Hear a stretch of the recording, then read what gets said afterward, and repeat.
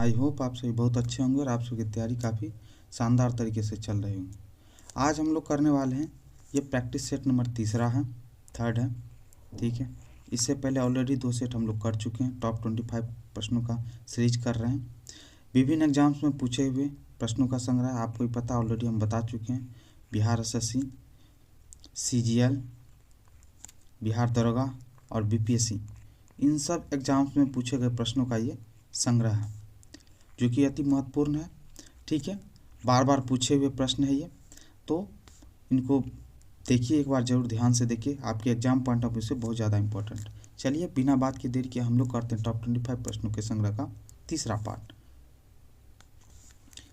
पहला क्या है, द रिपब्लिक। द रिपब्लिक किन की कृति है? द रिपब्लिक पुस्तक का नाम है। ये किन के द्वारा लिखा गया है? प्लेटो के द्वारा लिखा गया।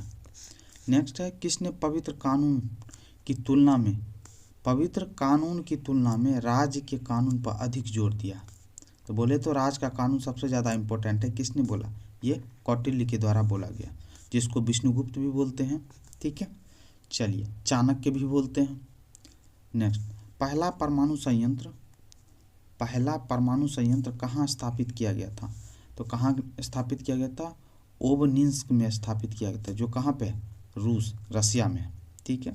नेक्स्ट, शीत युद्ध शब्द सबसे पहले किसके द्वारा गढ़ा गया था? यह सबसे पहले किसके द्वारा कहा गया था?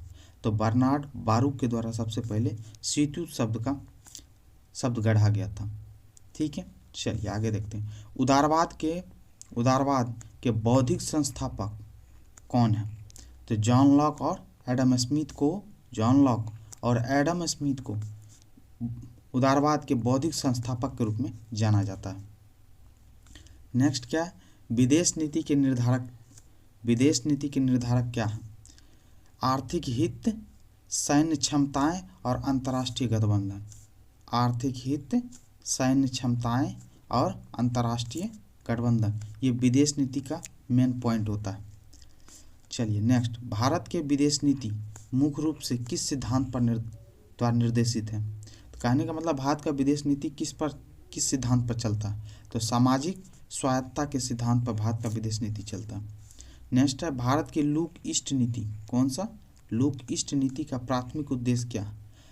लुक मतलब देखना, ईस्ट मतलब पूरब की ओर, तो पूर्वी एशियाई देशों के साथ आर्थिक संबंधों को मजबूत करना। इसको याद रखने के लिए समझ लीजिए, लुक ईस्ट नीति का प्राथमिक उद्देश्य क्या है? पूर्वी एशियाई देशों के साथ आर्थिक संबंधों को मजबूत करना। नेक्स्ट, कौन सा अनुच्छेद राज्य को किसी भी नागरिक के विरुद्ध सिर्फ धर्म, नस्ल, जाति और लिंग के आधार पर भेदभाव करने से रोकता है? तो अनुच्छेद 15, आर्टिकल 15 के तहत, अनुच्छेद 15 के तहत, समझे बात, किसी को भी धर्म, नस्ल, जाति और लिंग के आधार पर भेदभाव करने से रोकता है। नेक्स्ट है, संविधान सभा ने अपने विचार विमर्श की शुरुआत कब की थी? तो दिसंबर 1946 ईस्वी में संविधान सभा ने अपने विचार विमर्श की शुरुआत कर दी थी। नेक्स्ट है, राज्य की उत्पत्ति के सामाजिक अनुबंध सिद्धांत, कौन सा? सामाजिक अनुबंध सिद्धांत के प्रमुख प्रतिपादक कौन थे? हॉब्स थे, लॉक थे, रूसो थे, और भी थे। ये तीनों बहुत ज़्यादा फेमस हैं। राज्य के उत्पत्ति के सामाजिक अनुबंध सिद्धांत के प्रतिपादक रहे हैं हॉब्स, लॉक और रूसो। नेक्स्ट है, किस तारीख को संयुक्त राष्ट्र महासभा ने मानव अधिकार की सार्वभौमिक घोषणा को अपनाया? तो कब? 10 दिसंबर 1948 को। नेक्स्ट है, मकड़ी का जाला किसका बना होता था? मकड़ी का जाला बना होता किसका? लिपिड का बना होता है। नेक्स्ट, खालसा किसके द्वारा स्थापित किया गया था? सिखों का प्रमुख एक चीज़ है खालसा। तो खालसा किनके द्वारा स्थापित किया था? तो गुरु गोविंद सिंह, सिखों के 10वें गुरु थे। ये चीज़ याद रखिए, ठीक है। चलिए नेक्स्ट, भारतीय रिजर्व बैंक का लेखा वर्ष क्या है? तो भारतीय रिजर्व बैंक का, आरबीआई का लेखा वर्ष है अप्रैल से मार्च। नेक्स्ट, भारतीय शासकों में से किसने आधुनिक तर्ज पर विदेशों में दूतावास स्थापित किया था? तो कौन थे? टीपू सुल्तान, शेरे मैसूर जिसको बोलते हैं आपको, ठीक है। टीपू सुल्तान को आधुनिक तर्ज पर विदेश में दूतावास स्थापित करने का काम किया था। कौन? टीपू सुल्तान। 0 डिग्री अक्षांश और 0 डिग्री देशांतर कहाँ स्थित है? तो कहाँ पे? अटलांटिक महासागर में 0 डिग्री अक्षांश और 0 डिग्री देशांतर स्थित है। नेक्स्ट, पृथ्वी के आंतरिक भाग में उसका प्राथमिक स्रोत क्या है? रेडियोधर्मिता का क्षय। ठीक है, पृथ्वी के आंतरिक भाग के उसका प्राथमिक स्रोत क्या है? रेडियोधर्मिता का क्षय। नेक्स्ट देखते हैं, कौन सा क्षेत्र ग्लोब के कार्बन सिंक के रूप में जाना जाता है? ग्लोब पे कौन सा ऐसा क्षेत्र है जिसको कार्बन सिंक के नाम से जाना जाता है? उष्णकटिबंधीय वर्षावन के क्षेत्र को कार्बन सिंक के नाम से जाना जाता है।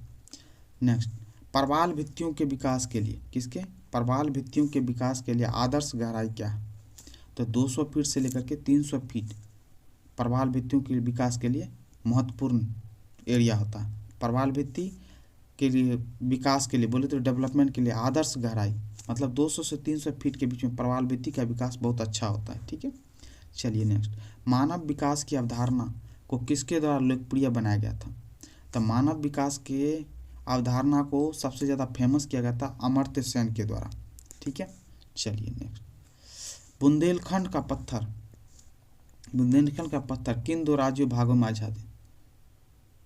नहीं सर, बुंदेलखंड का एरिया जो है ना किन 2 राज्यों में आच्छादित है?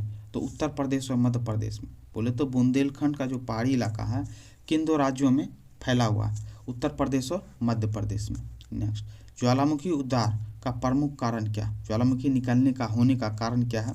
तो गलनांक कम हो जाने के कारण मैग्मा की उत्पत्ति। यदि गलनांक कम हो जाएगा तो मैग्मा की उत्पत्ति होगी, उसके वजह से भी ज्वालामुखी निकलेगा। और प्लेट टेक्टोनिक गतिविधियों की वजह से भी ज्वालामुखी उद्गार होता है, यदि बोलते तो निकलता है।